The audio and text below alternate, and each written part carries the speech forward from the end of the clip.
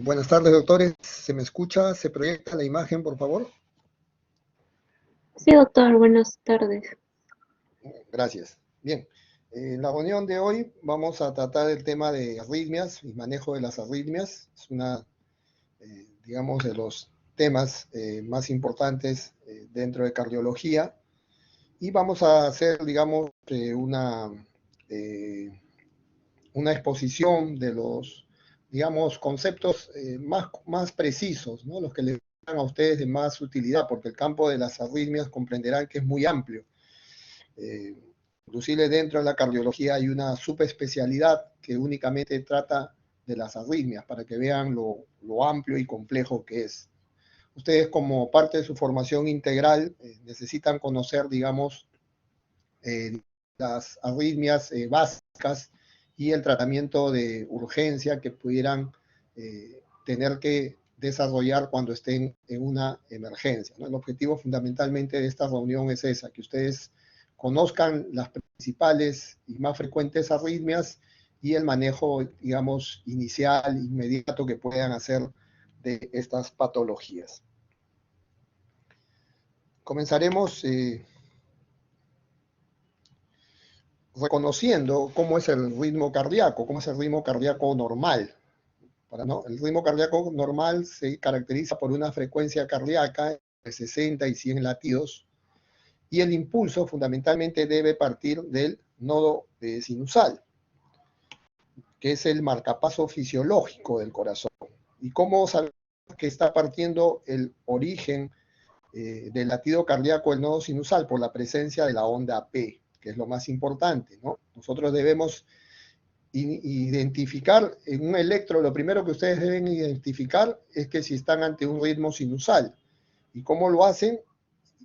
Constatando que haya onda P delante de cada complejo QRS. Eso es lo más importante, la presencia de la onda P delante del complejo QRS, ¿no? Y bueno, esta onda P positiva tiene ya ciertas características que ya ustedes han tocado en sus seminarios de electrocardiografía, ¿no? La única que es positiva en casi todas las derivadas, ¿no? Y que precede la onda P o va seguida de un complejo QRS, ¿no? Entonces, y como les digo, nos permite conocer la presencia de la onda P de que estamos ante un ritmo sinusal.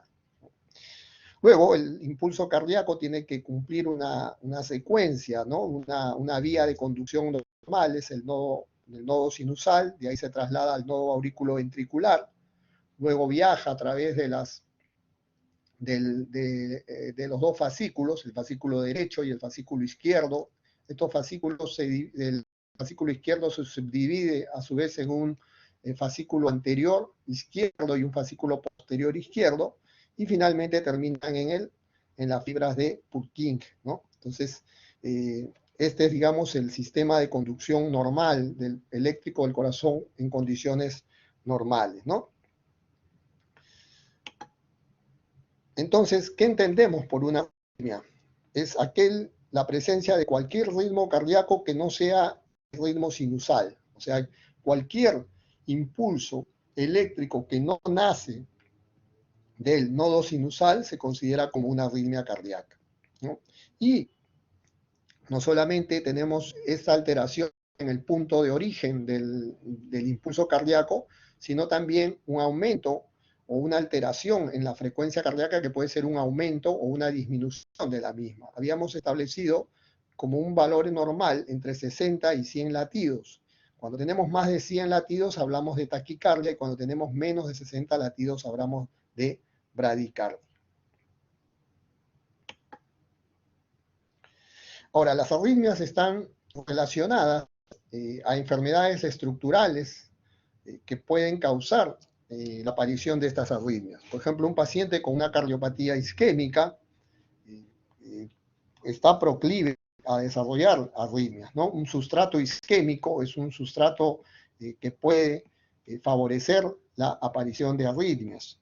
También los casos de cardiomiopatías dilatadas, de cardiomiopatías relacionadas a enfermedad de Chagas, las cardiopatías asociadas a enfermedad valvular. Recuerden, por ejemplo, en los casos de estenosis mitral, hay una arritmia que está muy asociada, que es la fibrilación auricular, ¿no? Los casos de cardiomiopatías hipertróficas que suelen desarrollar arritmias ventriculares, que son, digamos, las causas de muerte súbita en este tipo de pacientes, ¿no? Las arritmias ventriculares.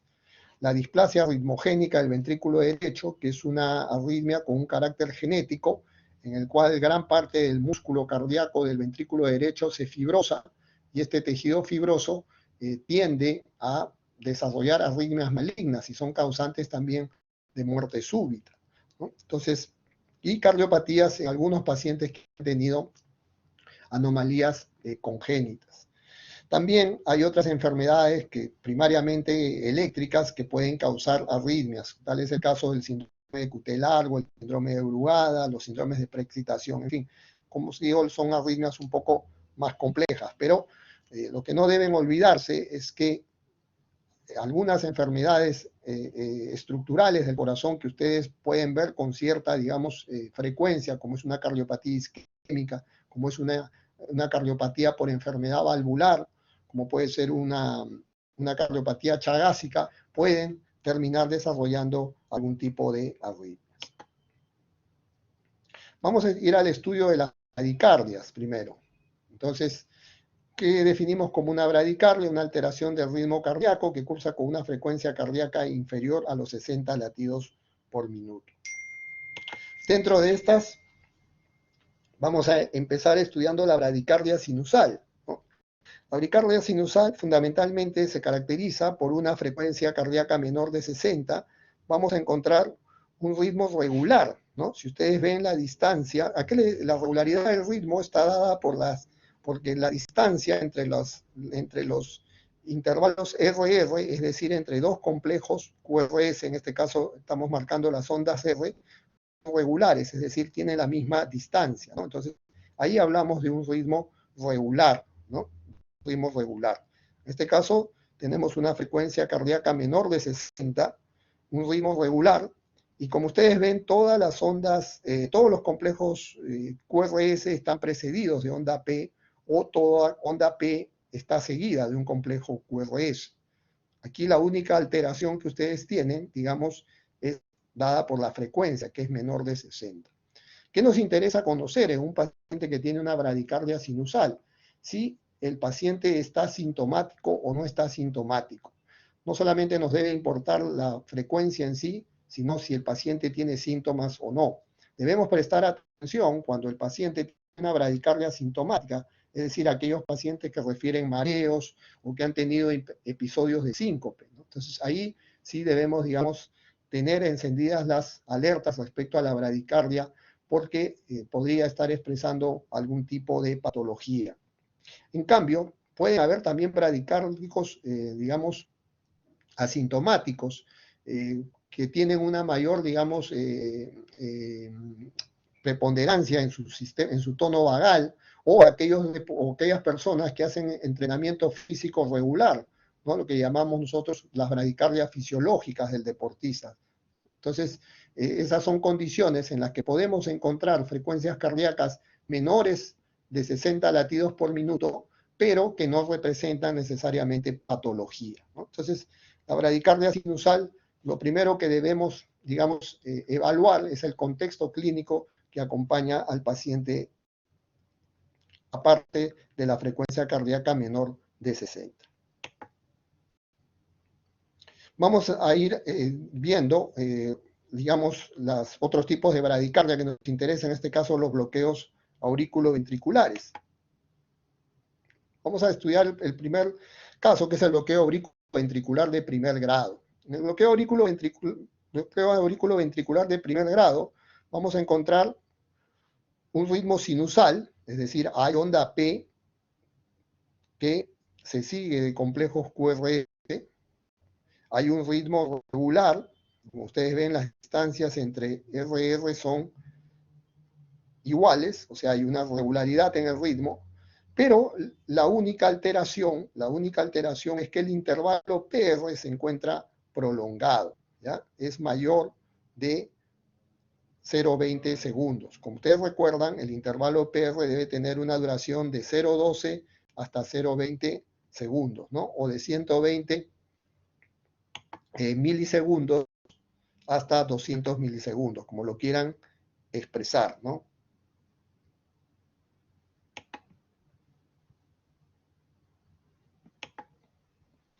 Entonces, en el bloqueo aurículo-ventricular de primer grado, lo más importante, digamos, es identificar la medición del intervalo PR. Si tenemos un intervalo PR mayor de 0.20 segundos, estamos en un bloqueo aurículo-ventricular de primer grado. ¿Se ve bien la imagen? Por favor, si me pueden avisar. ¿Se ve bien la imagen, el puntero que estoy señalando? Sí, Sí, doctor. Vale, perfecto, gracias. Bien, entonces continuamos. Luego tenemos los bloqueos aurículo-ventriculares de segundo grado. Y estos bloqueos aurículo-ventriculares de segundo grado se clasifican en bloqueo aurículo-ventricular de segundo grado MOVITZ 1 o tipo 1, o también conocido como Wengenbach, y el bloqueo de segundo grado MOVITZ 2 o tipo 2 o MOVITZ 2, ¿no? ¿Qué es la característica del bloqueo aurículo-ventricular de segundo grado MOVITZ 1 o tipo 1 o Wengenbach? Que vamos a ir encontrando alargamientos progresivos del intervalo PR, o sea, los intervalos PR van a ser mayor de 0,20, pero se van a ir alargando progresivamente hasta que aparece una onda P que no es conducida. Miren aquí el intervalo PR, aquí se va alargando, se va alargando, se va alargando, hasta que aparece una onda P que no conduce. Creo que vamos a poner el otro electro que está un poquito más claro, acá. Miren acá. Acá tienen una medida de intervalo PR. Noten que aquí se va alargando el intervalo PR. Aquí se hace mucho más largo y aparece una onda P que no conduce, que no tiene un complejo QRS. Luego viene una pausa y nuevamente se va repitiendo el ciclo, ¿no?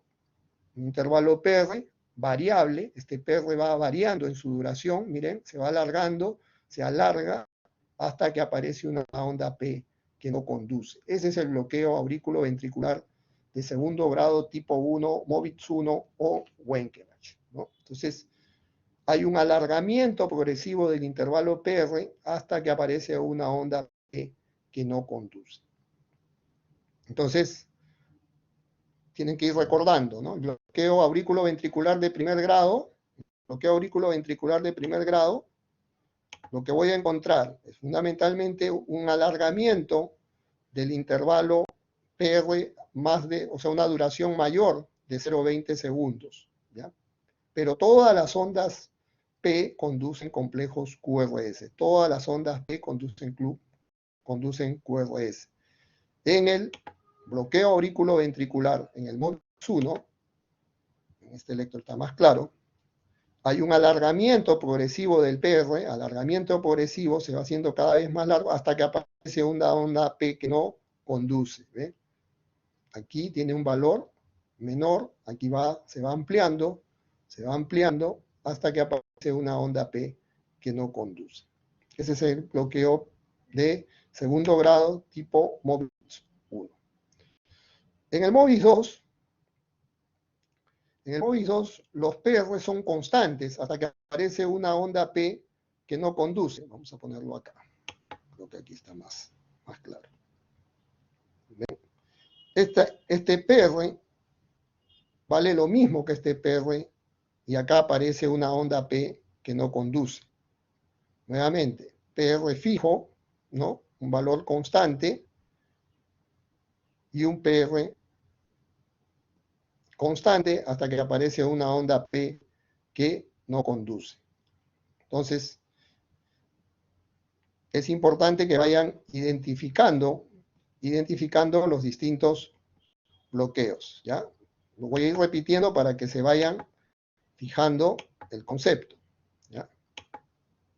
Entonces, en el bloqueo de primer grado solamente hay un alargamiento del valor del intervalo PR a mayor de 0,20. Pero todas las ondas P conducen QRS. En el bloqueo aurículo-ventricular tipo 1, en el segundo grado tipo 1, MOVIX 1, hay un alargamiento progresivo del PR. Alargamiento progresivo hasta que aparece una onda P que no conduce. ¿Ven? Intervalo PR que se va alargando, se alarga hasta que aparece una onda P que no conduce. Y en el segundo grado tipo MOVIX 2, los PR son constantes hasta que aparecen ondas P que no conducen. ¿Ya? Hasta que aparecen ondas P que no conducen. ¿Ven? El PR tiene un valor constante, no varía, no se alarga, y aparecen P's que no conducen. ¿Ya? Los PR son constantes. Entonces, recuerden, en el MOVIX 1, los PR se alargan progresivamente. En el MOVIX 2, los PR son constantes. Muy bien. Y vamos finalmente al bloqueo auriculoventricular de tercer grado. Aquí hay una diferencia entre la frecuencia auricular y la frecuencia ventricular. Es lo que se llama la disociación, auriculoventricular. ¿Ya? Los ritmos auricular y ventricular son completamente disociados. Cada uno va a una frecuencia distinta. ¿Ya? Las frecuencias ventriculares suelen ser muy bajas. Vamos a verlo en este gráfico.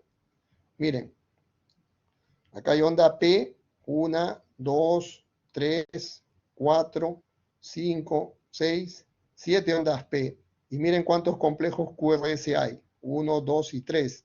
Hay una completa disociación. Si nosotros calculamos la frecuencia auricular o atrial, como dice ahí, o sea, si medimos de aquí hasta aquí, ¿qué frecuencia hay? Más o menos hay 80 y tantos, dice, ¿no? 300, 150, 100, más o menos 80 y tantos, 83 nos marca, ¿no? Esa es la frecuencia de la aurícula, ¿no? Si medimos la frecuencia que hay entre las ondas P. Y miren la frecuencia ventricular a cómo va, ¿ya? La frecuencia ventricular aquí está casi en 30, ¿no? Dice acá tienen 1, 2, 3, 4, 5, 6, 7, 8, 9, 10 cuadrados grandes, 300 entre 10 cuadrados grandes, que es el método para más o menos 30 de frecuencia ventricular. Entonces hay una disociación entre la frecuencia auricular con la frecuencia ventricular, algo que ustedes no aprecian en los anteriores, ¿no? Donde hay una relación entre la frecuencia auricular y la frecuencia, hay una relación entre las frecuencias auriculares y ventriculares, ¿no? Por ejemplo, aquí en el de primer grado, ustedes van a ver que hay una relación, pues, entre las frecuencias auriculares y ventriculares casi similar, ¿ya? Eso no sucede en el bloqueo auriculoventricular de tercer grado. Entonces, recapitulando un poco, ¿no? En los bloqueos auriculoventriculares de primer grado solamente hay un alargamiento del intervalo PR a valores mayores de 0.20 segundos. En el bloqueo auriculoventricular de segundo grado MOVIX 1, los PR se alargan progresivamente hasta que aparece una onda P que no conduce. En el segundo grado MOVIX 2, hay intervalos PR constantes hasta que aparece una onda P que no conduce. Y en el bloqueo auriculoventricular de tercer grado hay más ondas P que complejos QRS. Hay una disociación auriculoventricular. La frecuencia auricular va por un lado y la frecuencia ventricular va por otro. Y las frecuencias ventriculares suelen ser muy bajas, menores de 40 inclusive. Entonces, un poco para irnos ubicando en el contexto. Muy bien. ¿Qué hacer cuando entonces enfrentamos una bradicardia? Como les decía al principio, lo que nos debe preocupar son las bradicardias sintomáticas, ¿no? Donde el paciente presenta síntomas, ¿no? En los casos de que sean bradicardias sinusales. Cuando hablamos de bloqueos auriculoventriculares, los que nos deben preocupar son los bloqueos auriculoventriculares a partir del segundo grado, MOVIX 2, y el bloqueo auriculoventricular de tercer grado. Son los, digamos, más complejos. ¿Por qué? Porque el bloqueo auriculoventricular de primer grado generalmente es un bloqueo que no da mayor complicación.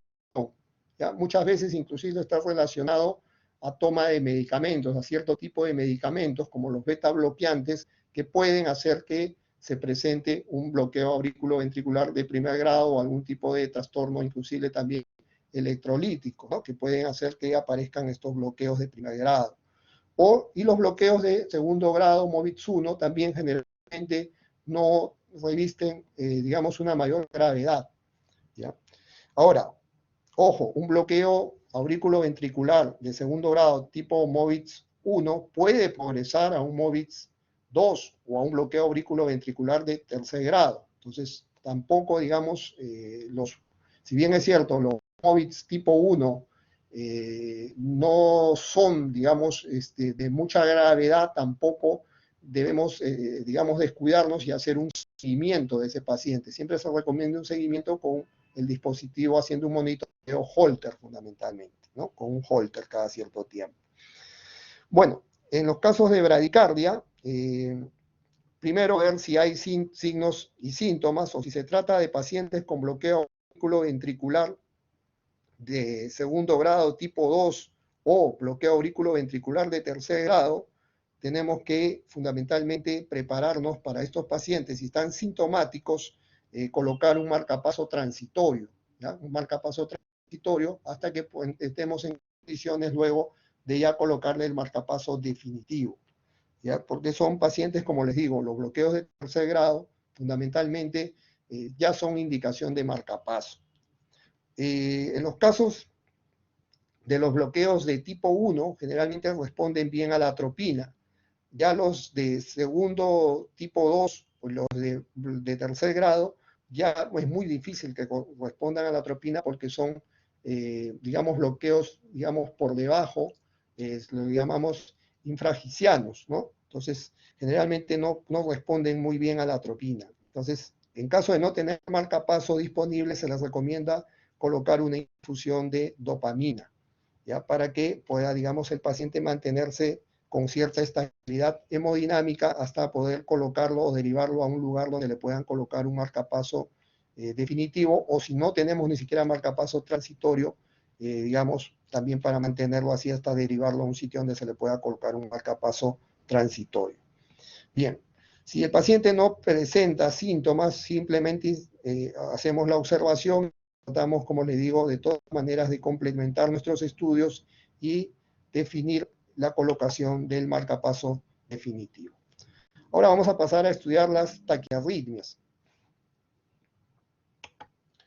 Bueno, la clasificación de las taquiarritmias está dada en función de que si son taquiarritmias con QRS estrecho o con QRS ancho, ¿no? Como recordarán, el valor del QRS en amplitud es entre 0.06 y 0.10 segundos, ¿no? Entonces, consideramos un QRS estrecho a valores menores o iguales de 0.12 y QRS ancho a valores mayores de 0.12 segundos.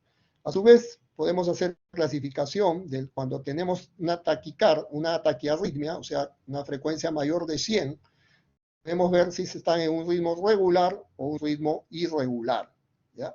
Las taquicardias QRS estrecho de ritmo regular son fundamentalmente la taquicardia sinusal, las más frecuentes, las que ustedes van a ver con más frecuencia, la sinusal, la paroxística supraventricular y el flúter auricular. Son las tres más frecuentes. Y dentro de las irregulares van a ver la fibrilación auricular y la taquicardia auricular multifocal.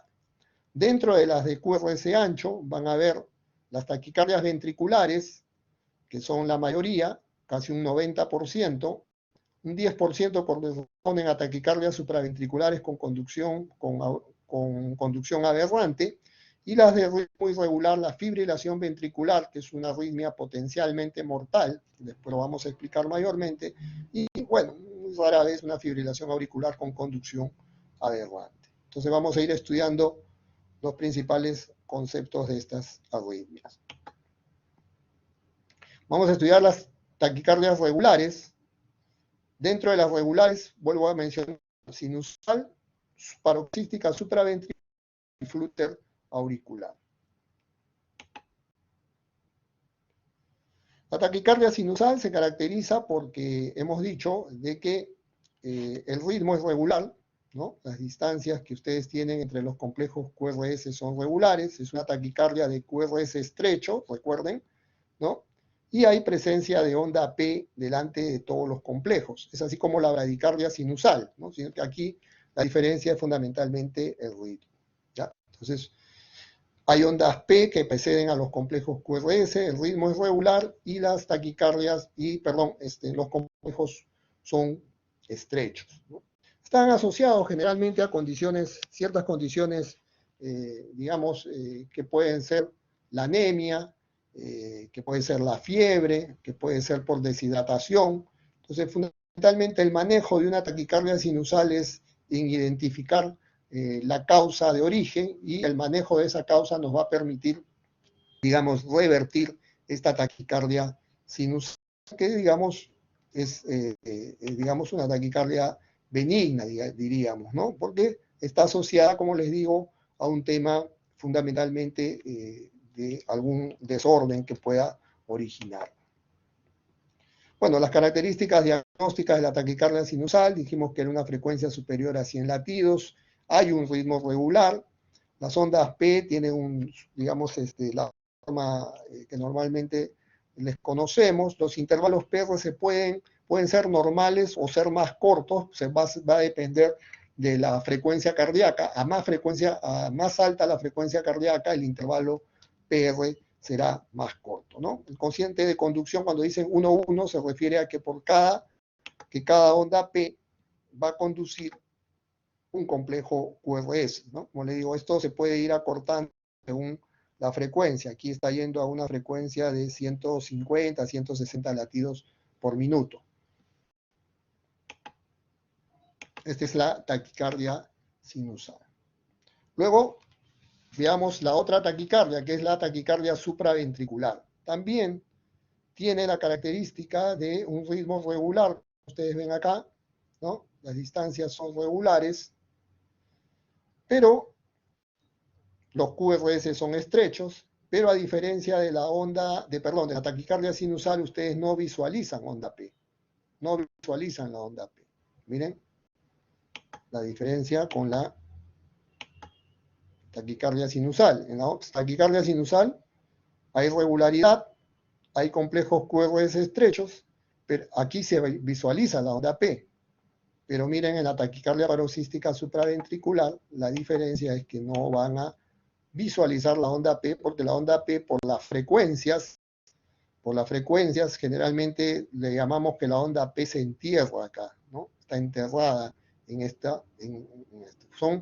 La taquicardia paroxística supraventricular generalmente aparece con frecuencias mucho más altas que la taquicardia sinusal, ¿no? Generalmente pueden alcanzar 200, 250 latidos, ¿no? Entonces, son taquicardias con frecuencias bastante altas. Y no se visualiza la onda P. Esa es una de las principales diferencias con la taquicardia sinusal. En todo lo demás se parece.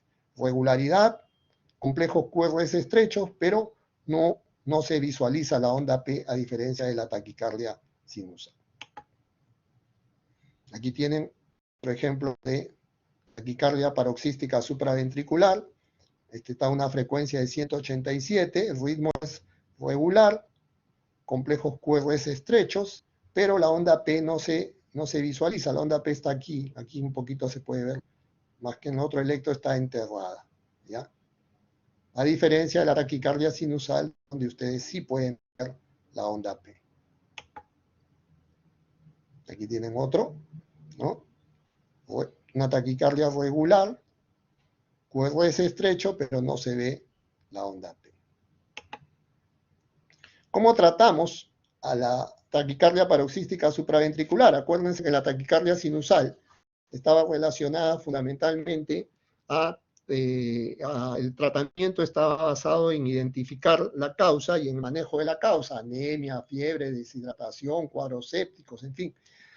En la taquicardia paroxística supraventricular, lo que debemos hacer, si el paciente está hemodinámicamente estable, y después vamos a conversar sobre esto, si el paciente está hemodinámicamente estable, aplicamos oxígeno, maniobras vagales, ¿no? Algunas maniobras vagales, y si no responden a las maniobras vagales, vamos con adenosina, ¿ya? La adenosina es el fármaco de elección en las taquicardias paroxísticas supraventriculares, ¿no? Se pone una embolada y generalmente la taquicardia puede revertir ahí a los 3 o 6 segundos. Entra primero el paciente en un periodo de asistolia, el trazado se evidencia una asistolia y luego regresa al ritmo sinusal, ¿ya? Pero, ojo, esto tienen que hacerlo con monitoreo, ¿ya? No se puede administrar estos fármacos si el paciente no está monitorizado. Ustedes tienen que tener un monitor, ¿ya? Si no hay monitor, no pueden hacer este tipo de, administrar este tipo de medicamentos. El paciente tiene que estar monitorizado, ¿ya? Y luego tenemos otra arritmia de QRS estrecho y de ritmo regular, que es el flúter auricular, ¿ya? Es una arritmia en la que el impulso nace de distintos focos dentro de la aurícula, ¿no? Y, como ustedes ven, tiene unas características. Hay un ritmo regular,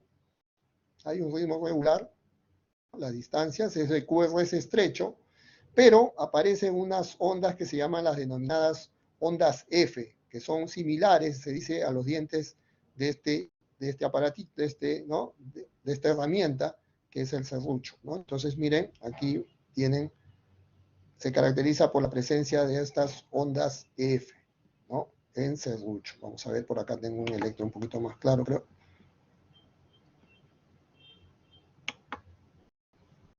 Aquí, ¿no? Miren las ondas llamadas ondas F o en dientes de serrucho, muy característico del flúter auricular. Aquí también tienen, vean, ¿no? Las características de estas ondas en dientes de serrucho, características del flúter auricular. Entonces, antes de irnos con las taquicardias de QRS estrecho irregulares, vamos a hacer una remembranza de lo que es las taquicardias con QRS estrecho regulares, ¿ya? Las regulares son entonces la taquicardia sinusal, ¿ya? La taquicardia sinusal, que se caracteriza porque hay complejos regulares, QRS estrecho y presencia de onda P. Tratamiento, el que identifique, digamos, la causa que origina, generalmente fiebre, anemia, deshidratación, sepsis. Taquicardia supraventricular, taquicardia paroxística supraventricular, QRS estrecho, ritmo regular, pero no visibilizo la onda P, no veo onda P. Tratamiento, maniobras vagales, y si no revierte con maniobras vagales, adenosina, ¿ya? Pero bajo monitorización, Siempre la administración de antiarrítmicos tiene que ser bajo monitoreo. Y la tercera regular es el flúter auricular, ¿ya? El flúter auricular, que se caracteriza por ritmo regular, QRS estrecho y la presencia de ondas F o en dientes de serrucho. Esas son las 3 taquicardias de QRS estrecho regulares, ¿ya?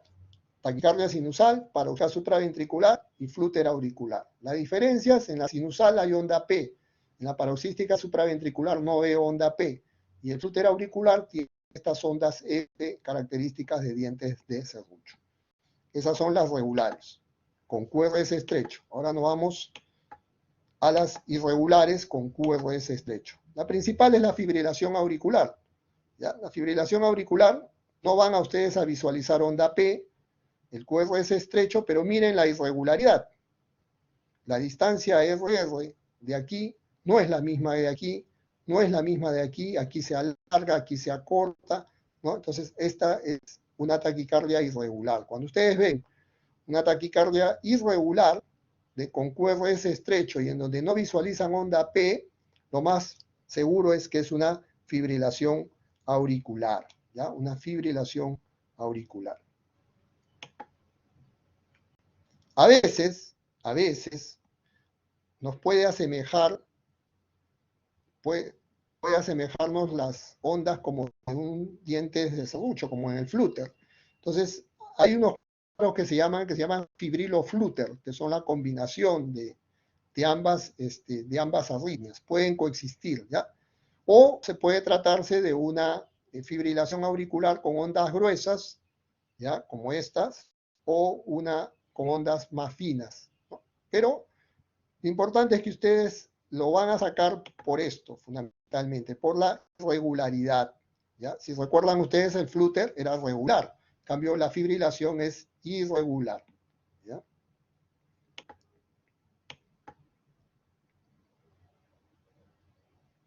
Está asociada, recuerden, a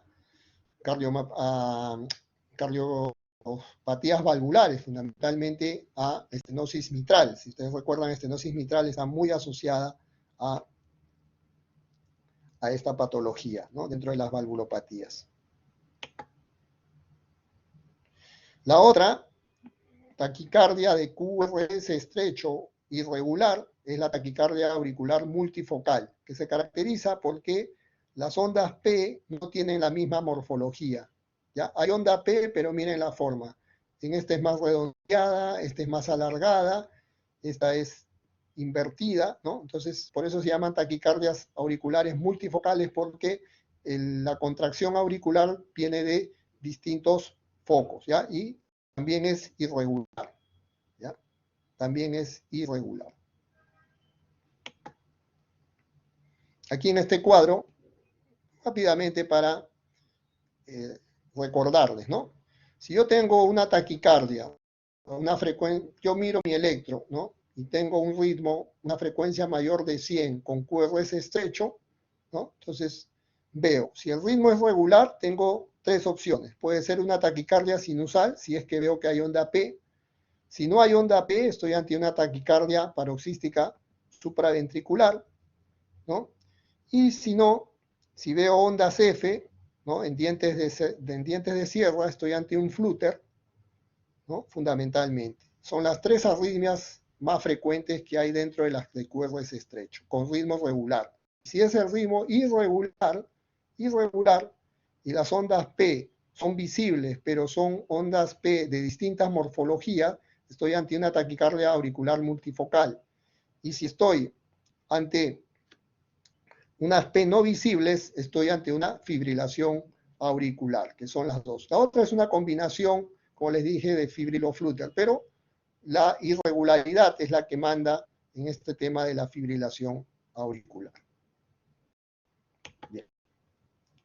Ahora nos vamos con las taquiarritmias con QRS ancho. Entonces, en las QRS estrecho, recuerden, las regulares, tres opciones: sinusal, paroxística supraventricular y flúter auricular. La sinusal hay onda P. En la paroxística supraventricular no hay onda P. En el flúter auricular, ondas en diente de serrucho. En las irregulares, taquicardia auricular multifocal, las ondas P tienen distinta morfología, y en la fibrilación auricular no hay onda P visible, y las ondas F son muy finitas generalmente, y la irregularidad es lo que marca la fibrilación auricular. Bueno, las taquicardias de QRS ancho se definen como aquellas con un ritmo ventricular superior a 100 latidos por minuto, y donde hemos visto que los QRS son mayores a 0.12 segundos o 120 milisegundos. Las taquicardias ventriculares se pueden dividir en taquicardia ventricular monomórfica o polimórfica y en taquicardias supraventriculares con conducción aberrante. ¿Ya? Son las menos realmente, todas estas son ya las menos. El 90% de las taquicardias con QRS ancho son taquicardias ventriculares y deben ser tratadas como tales. Ya el diagnóstico, digamos, más fino entra dentro de estas de aquí. Pero para fines prácticos, la taquicardia con QRS ancho es una taquicardia ventricular, que puede ser monomórfica o polimórfica. La taquicardia ventricular monomórfica, aquí la ven, es una taquicardia, como hemos dicho, con frecuencias mayores de 100, con QRS ancho, ¿no?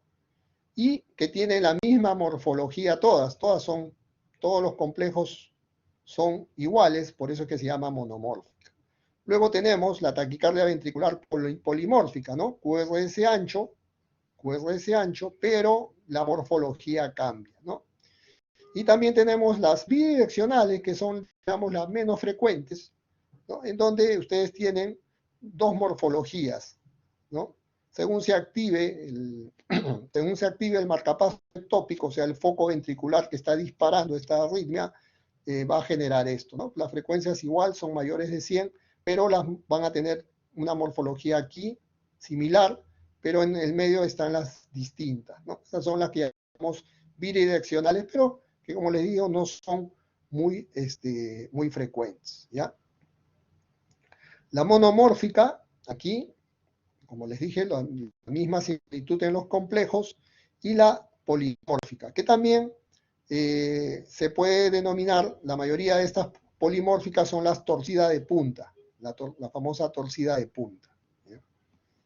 Bueno, los que saben francés lo pueden pronunciar como debe ser, no me arriesgo a eso, pero se conoce también como torcida de punta.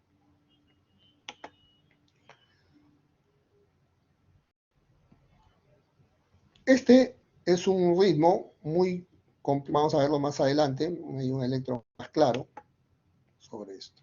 Bueno, esta es una taquicardia ventricular con complejos QRS anchos, como ustedes ven, ¿no? Taquicardia ventricular. Hay otros ritmos que también nosotros les llamamos las arritmias, digamos, letales. Dentro de las arritmias letales tenemos la sistolia, ¿ya?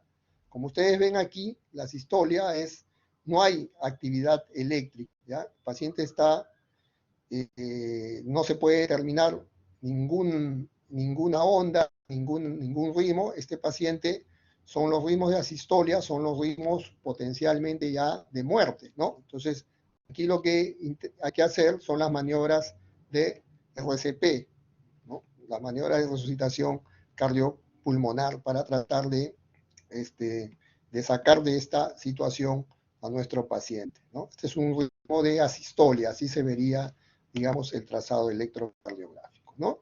Como hemos dicho, hay que hacer las maniobras de SRP, en fin, las causas, hipoxia, hipercalemia, hipocalemia, ¿no? Los trastornos electrolíticos, hay que considerar, pero lo fundamental es mantener la resucitación cardiopulmonar hasta que podamos de repente ya derivar al paciente a un centro de atención donde se le va a aplicar ya el soporte vital avanzado.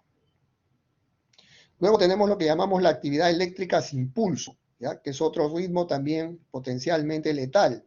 En la actividad eléctrica sin pulso, cuando ustedes ponen al monitor el paciente, registra un trazado eléctrico, ¿ya? Lo registra, pero no tiene pulso. El paciente, o sea, su actividad eléctrica no se manifiesta, no tiene repercusión dinámica, no tiene contractilidad, ¿ya? Entonces, esto también es un ritmo letal, ¿ya? El paciente no tiene pulso. Entonces, la actividad eléctrica sin pulso, generalmente las causas también están relacionadas a estos trastornos, hipovolemia, hipoxia, taponamiento cardíaco, situaciones de embolismo pulmonar masivo, algún tipo de abuso de drogas, en fin, hay una serie. Y ahí lo principal es RCP, ¿no? RCP hasta poder, digamos, ir hacia el soporte vital avanzado. La fibrilación ventricular.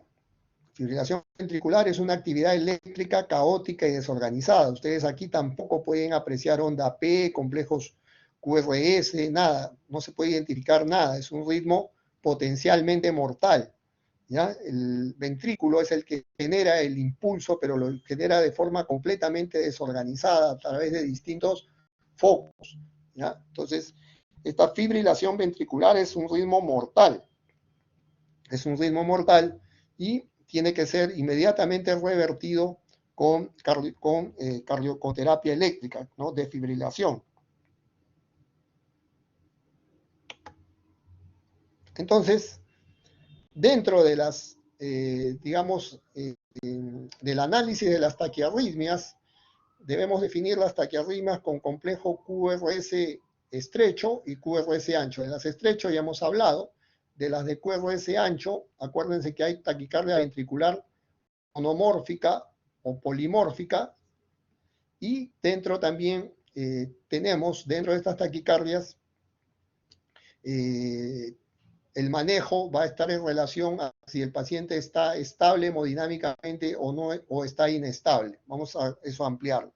Y también considerar que hay 4 ritmos letales, que son la sistolia, ustedes han visto en el que no hay actividad eléctrica ni hay pulso, la fibrilación ventricular, que es un ritmo completamente caótico, la taquicardia ventricular pero sin pulso, ¿no?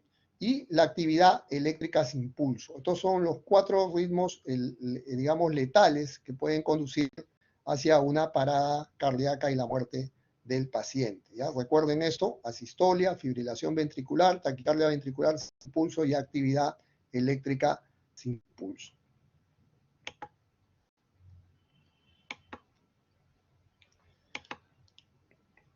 Bueno, como hemos dicho, en las taquicardias sinusales generalmente no está indicado ningún tratamiento específico, ir a la causa, digamos, subyacente.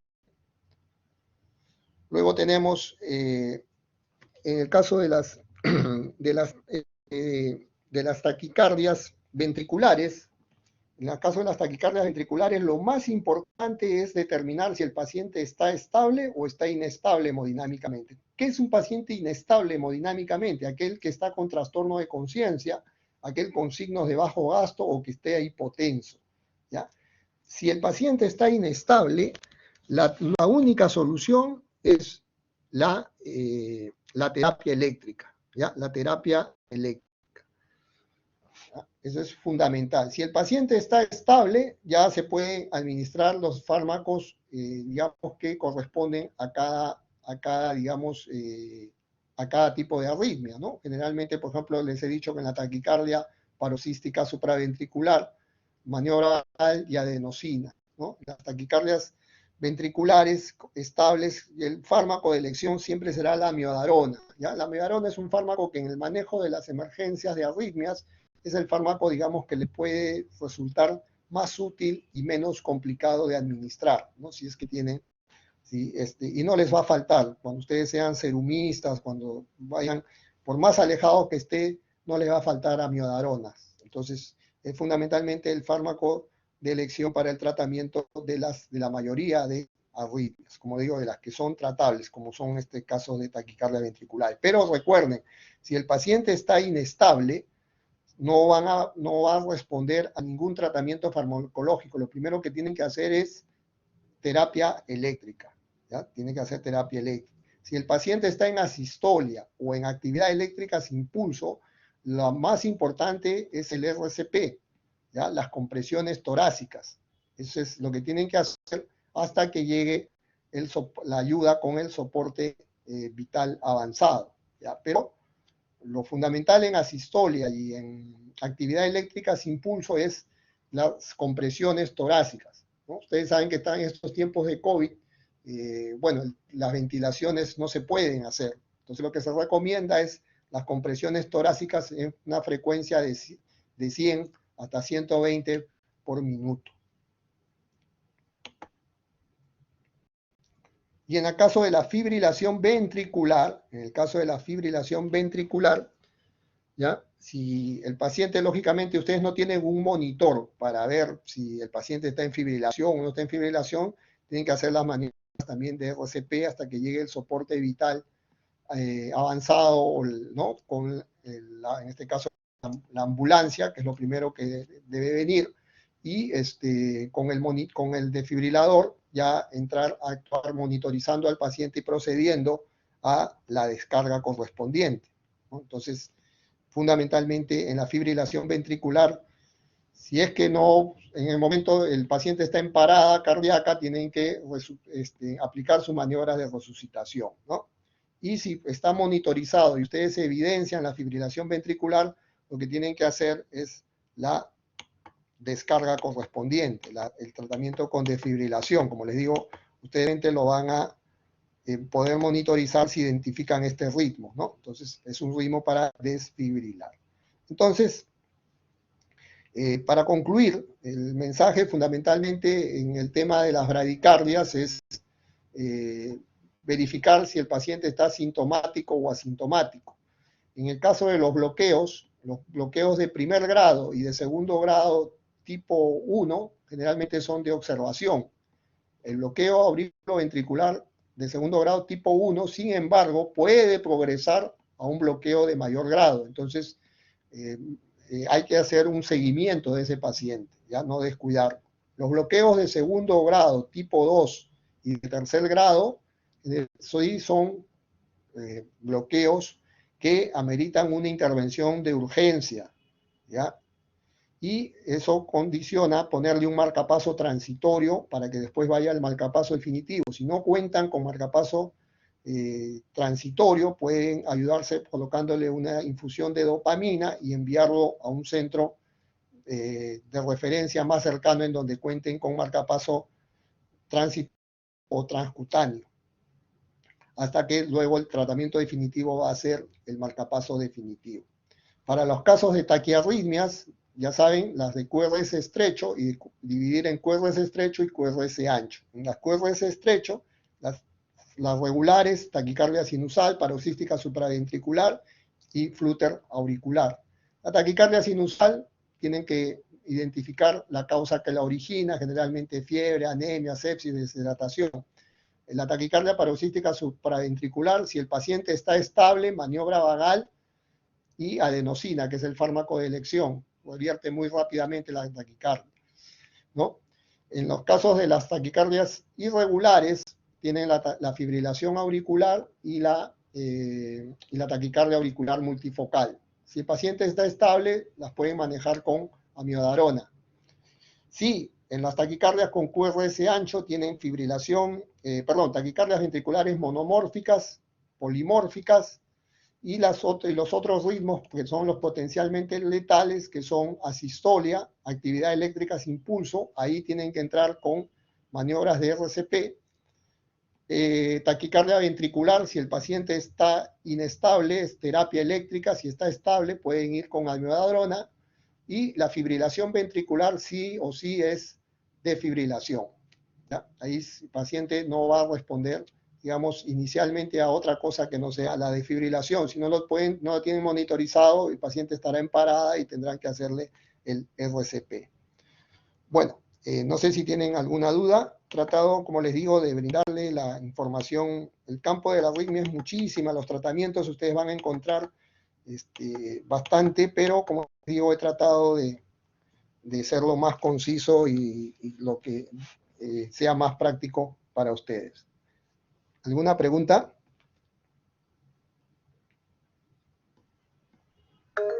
Sí, doctora Ordóñez. Sí, doctor, buenas tardes. ¿Cómo podría diferenciar la fibrilación ventricular de la taquicardia ventricular polimórfica? No me quedó muy claro eso. Bueno, en las taquicardias, en la fibrilación ventricular, usted va a encontrar, no va a haber un ritmo, digamos,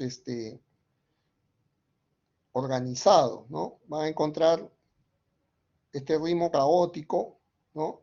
Y generalmente el paciente está muy comprometido, ¿ya? El paciente puede estar, digamos, muy comprometido. Como usted dice, vamos a buscarle el de las taquicardias ventriculares polimórficas.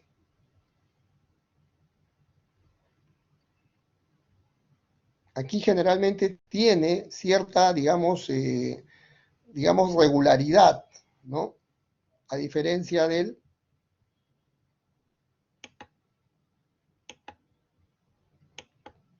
la fibrilación ventricular. Aquí el ritmo es mucho más caótico, ¿ya? Mucho más caótico. Igual, lo que manda es si el paciente está estable o está inestable. Si se le hace muy difícil, no importa. Lo que interesa es Si el paciente está estable, ¿ya? Si el paciente está estable, puede administrar fármaco, pero si está inestable, va a tener que ir, sea una polimórfica o sea una fibrilación ventricular, a terapia eléctrica. Tiene que ir a cardioversión o, en este caso, a desfibrilación, ¿ya? No sé si queda claro. Sí, doctor, Por eso muchas le gracias. digo, lo que manda en los tratamientos, o sea, el mensaje que quiero que se lleven es, el tratamiento va a estar basado en la estabilidad o en la inestabilidad hemodinámica del paciente. Si el paciente está inestable hemodinámicamente, no hay fármaco que valga, tienen que ir a la terapia eléctrica. Salvo, como le digo, que el paciente sea un paciente con asistolia o actividad eléctrica sin pulso, en donde tienen que ir y puedan monitorizarlo, pueden identificar el ritmo en el monitor, donde van con sus maniobras de RCP. ¿Alguna otra pregunta?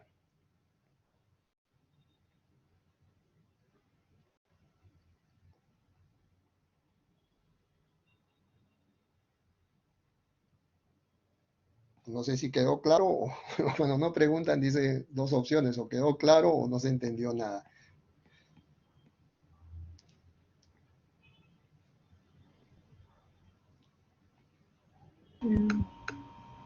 ¿Sí? ¿Todo claro? Ah, qué bueno. Bueno, entonces, como les digo, traten de enfocar, porque como les digo, el tema de arritmias es bastante complejo, pero en su tratamiento eso es lo que manda, estabilidad o inestabilidad, ¿ya? Estabilidad o inestabilidad. Bien, entonces, gracias. Gracias, doctor. Bien, gracias chicos, suerte, seguir estudiando. Gracias. Gracias, doctor.